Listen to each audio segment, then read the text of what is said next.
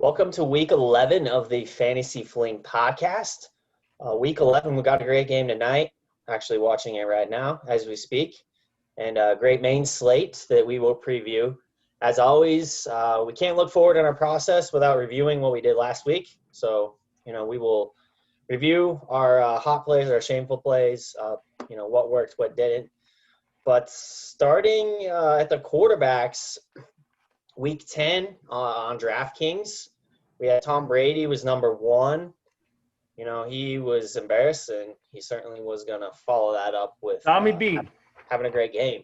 So he killed it last week, 31 points. And then number 2 and 3 spots, that game, the Arizona-Buffalo game, did not disappoint. It lived up to the hype. Kyler Murray with the Hail Mary to DeAndre Hopkins sealed his number 2 spot, 30 points. Josh Allen just right below him. He had a great game. Should have been enough to win, but Kyler Murray and D-Hop going to do their thing. So Allen at 29 points. Big Ben just behind him as well. He had 29 points as well. And then Aaron Rodgers, he had a great week as well, 26 points. That is the top 5 quarterbacks. Eric, take away running backs. You know what I like about that list is you see someone that you see people on that list and no one's surprised. It's not like Flacco's on that list, right? You're like, what the fuck is this? Right. Joe Flacco. All these guys are studs. Brady, Murray, Allen, Big Ben, and Rodgers. That's a nice. I like seeing that. It's good to see up and comers too, but that's a nice solid list. Absolutely. Yeah, man. For me. Alvin Kamara, I think I may be wrong on the stats on this, but I think he had 15 rushing yards.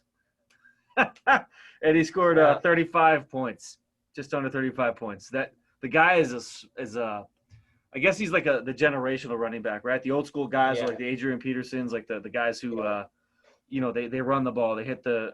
I guess maybe that's not even true because LaDainian Tomlinson and Jamal Charles, I guess they caught the ball too, but he's that version of that, I guess, nowadays. He's amazing. You got second and Josh Jacobs. They actually took him out for the whole fourth quarter. And he still scored 30 points. So good on him. And then, DeAndre Swift, 26 points. The guys, sometimes you hear a beat writer say stuff where it's like, oh, well, this guy is going to they're going to give him a bigger workload. But this time the beat writers were right. It was actual bigger workload. However, this week, though, he had a concussion pop up on Thursday. All of a sudden, it's like, where the hell did that come from? Yeah. That's what I was thinking too. So now, stepping out of the shower or something.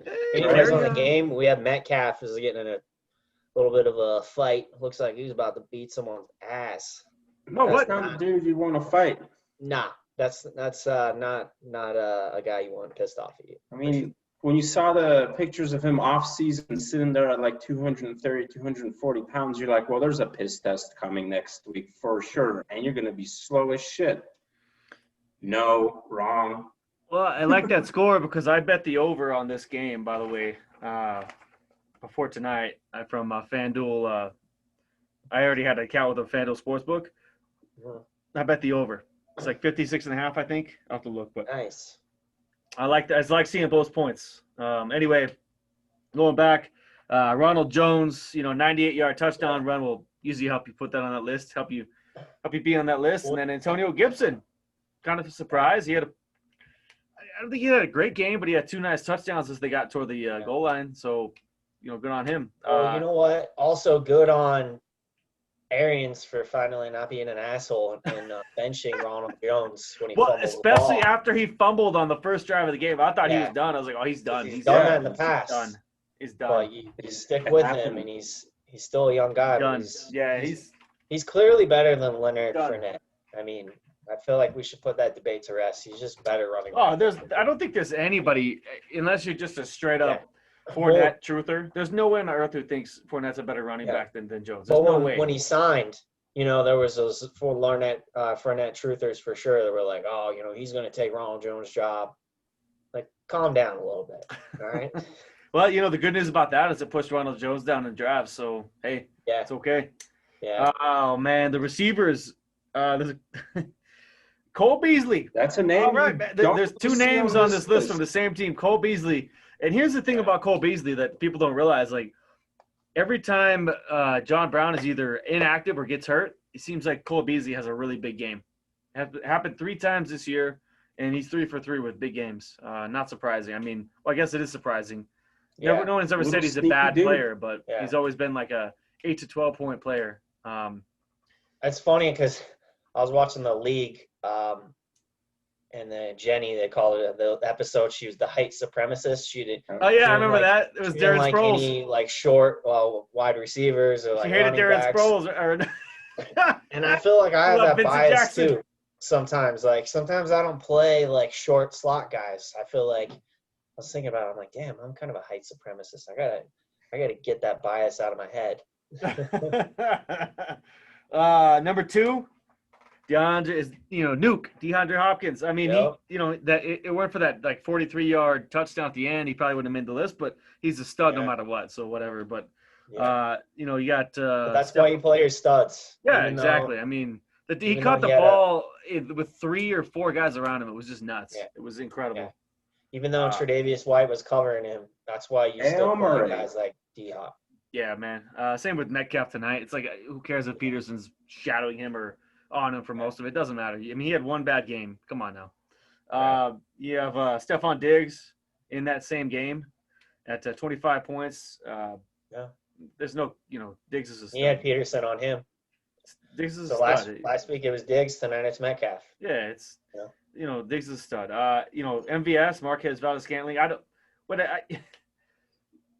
know what to do with this guy. Like he'll have a big game or 2 in a row, and then everyone will pick him up, and the experts will be like, pick up MVS, and then you pick him up and he scores 2 points. For DFS reasons, he's strictly a GPP player. Oh, 100% GPP. He's a 100% like long shot guy. And then number 5 on the list, a guy that I've had a lot of faith in this year. He's been held back by injuries a little bit, but Deontay Johnson, who I think is the best receiver on the Steelers, the Antonio Brown role. 23 Absolutely. points. I mean, he's a good receiver, man. He's incredible. And I'll kind of fly through these. You got tight ends. Who doesn't love a tight end? Mark Andrews, 13. Gronk, 13. What a shitty week for tight ends. That's such a bad position. Every week. Hunter Henry, Hunter Henry finally got in the end zone. I liked seeing that. The highest scorer on a tight end is 13 points. That's so bad. Anyway, Kelsey had a bye, that's why. Yeah, he's the only. Like, honestly, he is such a positional advantage. He's probably worth more than. I don't want to say he's worth more than Tyreek Hill, but he might be if you could find a replacement player that's close to the. Yeah. I mean, he's like an 8-point difference away from any other tight end on any given week. So you'd have to find a positional difference of 8 points, and that's hard to do. Kelsey just may be. I mean, yeah, he's incredible. Anyway, Andrews, Gronk, 13, Henry, 13, Cameron Brate, same game, second, 2 tight ends from the same game, 12 points, and you got Jordan Reed, who, by the way, pick him up. He's on a bye week this week, but if you have room on your roster, I know it's a shit show at tight end. He might be a good pickup for next week. Back from injuries as usual. Yeah, he's a strong. He'll be a strong play the rest of the year, hopefully. I mean, to be honest, if it wasn't going to happen last week for Waller against the Broncos, I just don't think he's ever going to smash. He's just not going to do it this year in the offense. Well, you know what the thing about Reed is, no one. I don't think any. If you remember years ago, he was like the Kelsey. He was the Gronk. He was in the top 3 tight ends, and then he went through this phase of just getting injured over and over and over again. Like, I don't think anybody argues with the talent. It's just the big risk of injury. Yeah. As we move on to defense. One that I never thought I'd see in the top 5 ever, let alone first. If you're on YouTube, you can probably see right there. You see that? Yeah. Anyway, moving on to defense, Brando. Rub it in.